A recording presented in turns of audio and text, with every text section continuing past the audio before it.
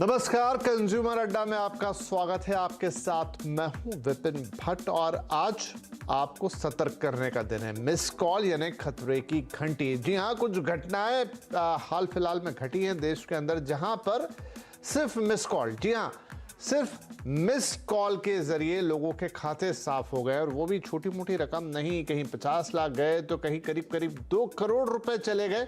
सुनने में अजीब लगेगा, झटका भी लगेगा, लेकिन कैसे कि भाई कहा जाता है ओटीपी मत बताइए, किसी लिंक पे मत क्लिक कीजिए, कोई अपनी और पर्सनल जानकारी। लेकिन मिस कॉल, इससे कोई कैसे बचेगा भला? आपके और हमारे पास दिन में 10 मिस कॉल आते होंगे या कोई ब्लैंक कॉल आपने उठा ली और उससे आपका खाता साफ हो जाए, ये वाकई खतरनाक है। और अगर ऐसा हो रहा है तो क्या सिर्फ इसमें इतना ही है कि मिस कॉल है? इसके पीछे कुछ और भी कहानी है।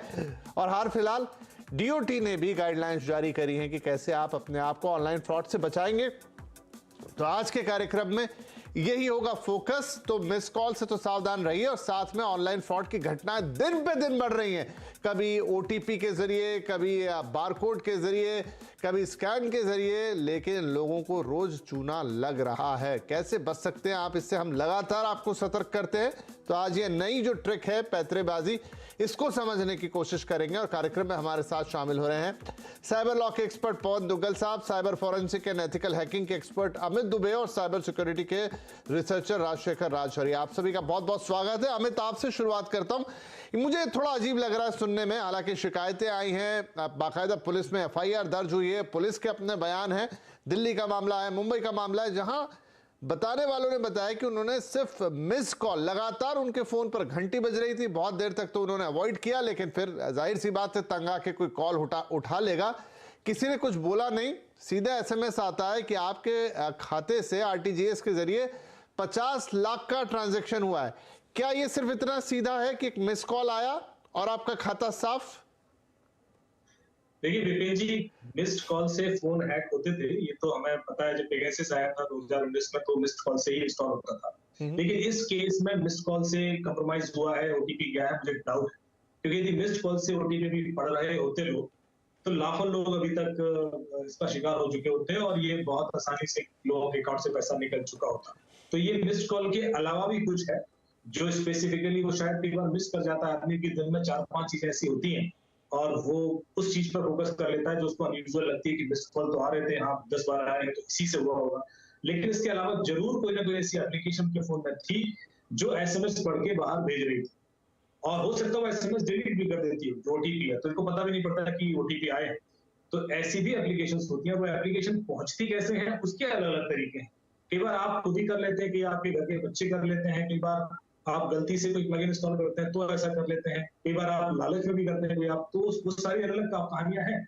और ओटीपी, जैसा कि आपने कहा कि जितने केसेस मैं देखता हूं फाइनेंशियल फ्रॉड के, उसमें खुद कोई ओटीपी नहीं देता। ओटीपी देने के पीछे एक तरीका होता है, कहानी होती है। जैसे कॉल मर्जिंग करके एक टेक्निक अभी शुरू हो रही थी जिससे कि ओटीपी दिया जाता था।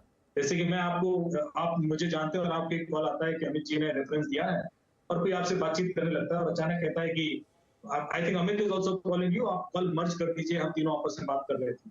अब आपको इसमें कुछ भी अनयूजुअल नहीं लगेगा, आप अचानक कॉल मर्ज करोगे और आपका व्हाट्सएप हैक हो जाएगा या ईमेल हैक हो जाएगा, क्योंकि आपका जो दूसरा कॉल आया उस वक्त वो ओटीपी का कॉल था। आजकल ओटीपी कॉल पर भी आते हैं, सिर्फ एसएमएस पे नहीं, कॉल पर भी आते हैं। तो वो जो दूसरा कॉल यदि ओटीपी का है और आपने कॉल मर्ज कर दी तो ओटीपी सामने वाला सुन लेता है। इसके अलावा कॉल फॉरवर्डिंग टेक्निक्स भी होती है कुछ, उससे भी आपके ओटीपी चले जाते हैं कि आपकी कॉल कंडीशनली फॉरवर्ड हो जाती है। तो ऐसे बहुत सारे तरीके हैं जो आजकल यूज हो रहे हैं। एक केस था जो मैं आपको बताना चाहूंगा, 75 लाख इसी का निकल गया था दिल्ली में। और जब मैंने इन्वेस्टिगेट किया तो कोई उसने ओटीपी नहीं दिया, कोई लिंक नहीं किया और वीकेंड पर ही पूरा काम हुआ जब वो ट्रैवल कर रहा था। तो मैंने जब फोन इन्वेस्टिगेशन करना शुरू किया तो कोई मुझे ऐसी एप्लीकेशन नहीं मिली जो सस्पेक्टेड हो। मुझे लगा शायद कोई एप्लीकेशन इंस्टॉल हुई होगी और अब अनइंस्टॉल हो गई। तो मैंने जब डैशबोर्ड पे जाके देखा तो पता पड़ा कि थर्सडे को एक एप्लीकेशन इंस्टॉल हुई थी जो संडे को अनइंस्टॉल भी हो गई। वो एक गेम था। जब मैंने पता किया भाई आपके यहाँ गेम कौन खेलता है तो पता पड़ा उनका एक 14 साल का बच्चा है, उसका आईपैड देखा गया तो उसमें एक डिस्कॉर्ड करके ऐप थी जो एनोनिमस चैट ऐप है और उसके अंदर वो किसी लड़की के संपर्क में था जो लड़की थी या क्रिमिनल था और उसने उसको ल्योर किया कि आपको मैं रोबक्स पॉइंट दूंगी यदि तुम ये एप्लीकेशन अपने फादर के फोन पे इंस्टॉल कर दो। Oh my God.